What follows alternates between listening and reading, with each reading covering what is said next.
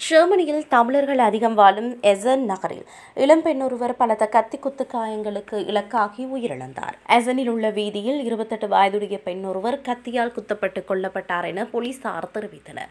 வியாழக்கிழமை மாலை தீயணைப்பு வீரர்களும் போலீசாரும் உடனடியாக முதலுதவி அளித்த போதிலும் அவர் சம்பவ இடத்திலேயே உயிரிழந்ததாக போலீசார் தெரிவித்தனர். 28 வயதுடைய பெண் இரத்த வெள்ளத்தில் தரையில் கிடப்பதை சம்பவத்தில் நேரில் பார்த்த பெண் ஒருவர் போலீசாருக்கு தகவல் வழங்கினார். உயிருக்கு போராடிய பெண்ணும் உதவும் நோக்கில் குறித்த பெண் அருகில் சென்றுள்ளார். எனினும் அவரால் உதவ முடியாமல் போயுள்ளது. தனது வீட்டிற்கு அருகில் நாயுடன் நடந்து சென்ற பெண் ஒருவரை இவ்வாறு கத்திக்குத்து தாக்குதலுக்கு இலக்கானார். இந்த நிலையில் சத்தம் கேட்டு வெளியே வந்த பெண் சம்பவம் தொடர்பில் போலீசாருக்கு தகவல் வழங்கினார். உதவிக்காக அழும் சத்தம் கேட்டு நான் திடீரென்று வெளியே வந்தேன். பெண் ஒருவர் உயிரை காப்பாற்றிக் கொள்ள போராடினார். வெறித்தனமாக கத்தினார். உடனடியாக அருகில் சென்று பார்த்தபோது அயல் வீட்டில் வசிக்கும் 28 வயதுடைய பெண் என தெரிய வந்தது. இரத்த வெள்ளத்தில் தரையில் கிடந்தார். உயிருக்கு போராடிய பெண்ணுக்கு நான் உதவ விரும்பினேன். ஆனால் எல்லாம் இரத்தத்தில் மூழ்கி இருந்தது என அவர் குறிப்பிட்டார்.